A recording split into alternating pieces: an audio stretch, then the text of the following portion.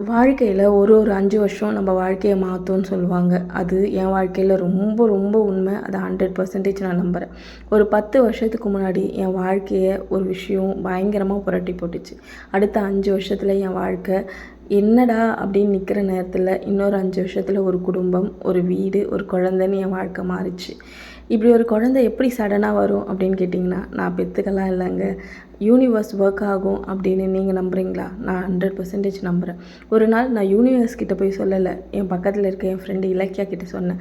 Baby ஒரு நாள் வந்து ஒரு 40 வயசான ஒரு ஆம்பளை ஒரு குழந்தைய தூக்கிட்டு, அதுவும் ஒரு பொன் குழந்தைய எடுத்துகிட்டு நம்ம 2 பேரும் ஒன்றா சேர்ந்து வாழலான்னு சொன்னால் நான் கண்டிப்பாக அக்செப்ட் பண்ணுவேன் பேபி அப்படின்னு நான் சொன்னேன். இந்த வீடியோவை இலக்கியா பார்த்தா அவங்க கண்டிப்பாக இதை கமெண்ட் பண்ணுவாங்கன்னு நினைக்கிறேன்.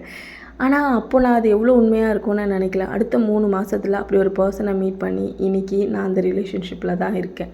ஆனால் அந்த ரிலேஷன்ஷிப் எவ்வளோ ஸ்ட்ரகிள் தரும். ஒரு குழந்தை நம்ம கூட இருந்தால் நம்ம ஒரு செகண்ட் ஆஃபாக ஒரு லைஃப்குள்ளே நம்ம போனால் நம்மளுக்கு எவ்வளோ இம்பேக்ட் இருக்கும், எவ்வளோ பிரச்சனைகள் இருக்கும்னு கொஞ்சம் கூட யோசிக்காமல் நான் வந்து அந்த வாழ்க்கைக்குள்ளே நுழைஞ்சேன். ஆனால் கொஞ்சம் கூட எதுலேயுமே நான் கிவ் அப் ஆகலை.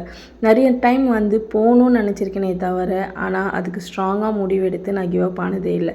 எல்லா டைமும் என் வாழ்க்கைக்கு ஒரு சான்ஸ் நான் கொடுத்துருக்கேன். இப்போது அடுத்தாவது 3ஆவதான 5ஆவது வருஷம் என் வாழ்க்கையில் ஸ்டார்ட் ஆகுது. இது எவ்வளோ அழகாக நான் எடுத்துகிட்டு போகிறேன் அப்படின்றது மட்டும்தான் என்னோடய கோல்.